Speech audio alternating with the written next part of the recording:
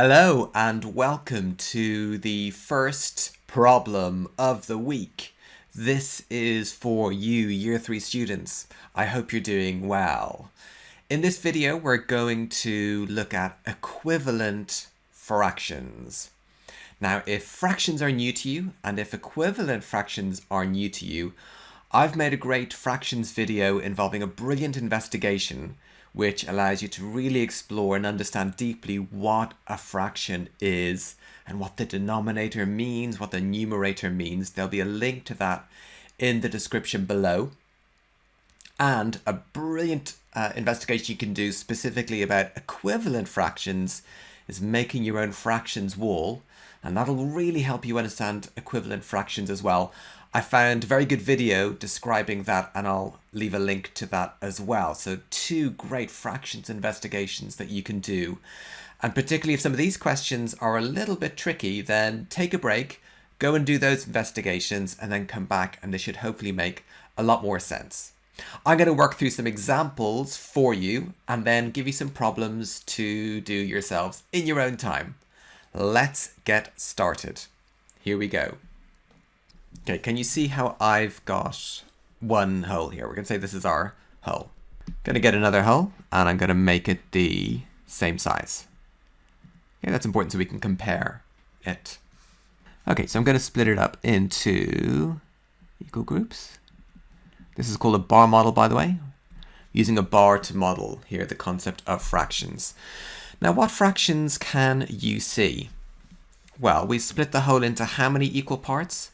We split the whole into 3 equal parts, so that's going to be our denominator.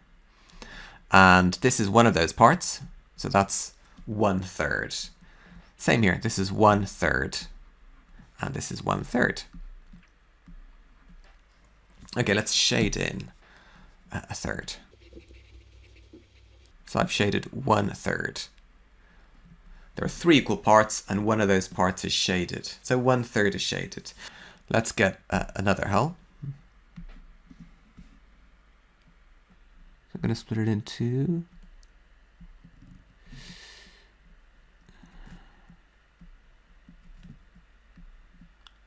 what have I done there? Well, I've split it up into 6 equal groups. So that's 1/6. I've split it up into 1/6. So this is 1 out of the 6 equal parts. 1 out of the 6 equal parts. That's why it's written this way. Or there are 6 equal parts, and this is one of them. And these are all 1/6.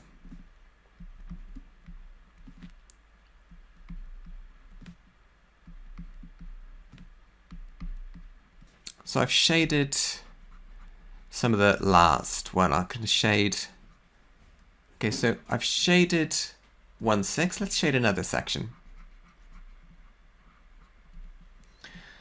How much of the whole have I shaded? Well, I've shaded 2 1/6 or 2/6.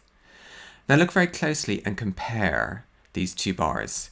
Can you see I've shaded exactly the same amount of each? The same amount is shaded, the same proportion is shaded, the same fraction is shaded. That means these fractions are actually the same. They're worth the same. They're equivalent. Equivalent means equal, the same. So we can see just by looking, hopefully, just by looking at the blue shaded section, that 1/3 and 2/6 are the same as each other. We call those equivalent fractions. So we can say that 1/3 is equal to or equivalent to, that's the official equivalent to symbol, to 2/6. So equivalent fractions are fractions that are worth the same. They have the same value, but they're written differently. 1/3 is 1/3, 2/6, 2/6. Different numbers, different way of writing, but they're worth exactly the same thing. Let's get a new hole. We'll do a different model. We had the bar model before. And let's go with, let's take this as our hole.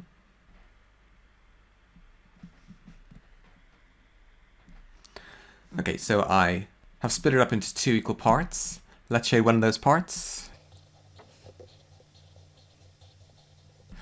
What fraction has been shaded here? Well, hopefully it's clear. I've split it into two equal parts and I've shaded one of those parts. So the fraction is 1/2.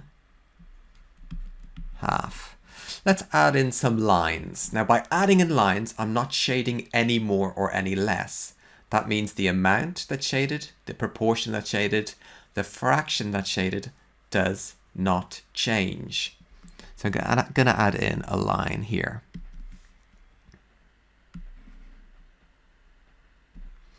Now what can you see? Now what fraction is shaded? Well, there are 4 equal parts this time. If you look at the lines, there are 4 equal parts. And 2 of those parts are shaded. So 2/4 is shaded. But have I shaded any more or less than before? No, it's the same. So it's still 1/2. We can say that 1/2 is equal to or equivalent to 2/4. And we'll do one more. It has to be equal parts, so let's put in, split these parts in half as well. Okay, so what fraction has been shaded now? How many equal parts are there altogether?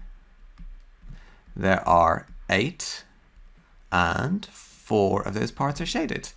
And you agree that the same proportion, the same amount, the same fraction as before has been shaded. So 4/8 is equivalent to 2/4, which is equivalent to 1/2. 1/2 is equivalent to 4/8, and so on. So I hope that makes some sense. Now I'm going to go through some problems for you to do, and I will give you the answers to these at the very end of the video, but do them yourself in your own time.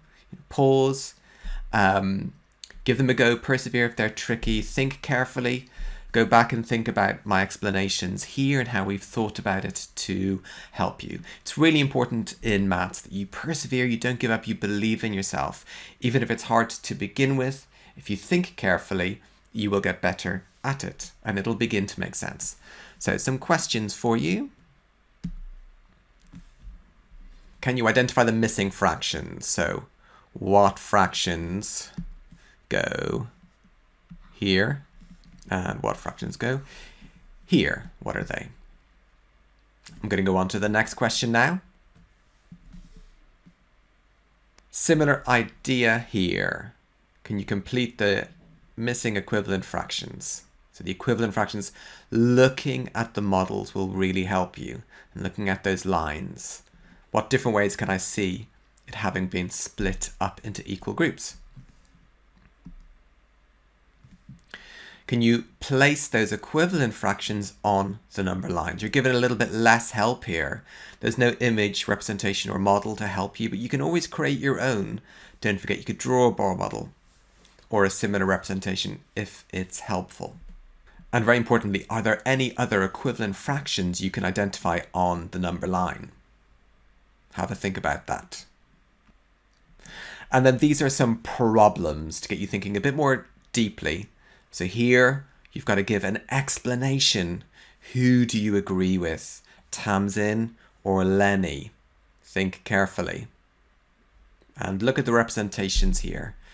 So who do you agree with and explain why? Full clear sentence, please, using mathematical language. And then a bit of a puzzle here. So look at those shapes, look at the number line, and then read the clues carefully. Use those clues to work out which fraction is being described for each shape. Can you record equivalent fractions for those? Okay, answers are coming up, so pause, look away, hide your eyes if you're not ready. These are for the first set of questions. So here are the answers for the first one. And the last question, are there any other equivalent fractions you can identify on the number line? Well, I spotted 1/2, 6/12 is equivalent to 1/2, and 10/12 is equivalent to, well, 2/12 is 1/6. We've got 10/12. That's going to be 5/6. And then our problems.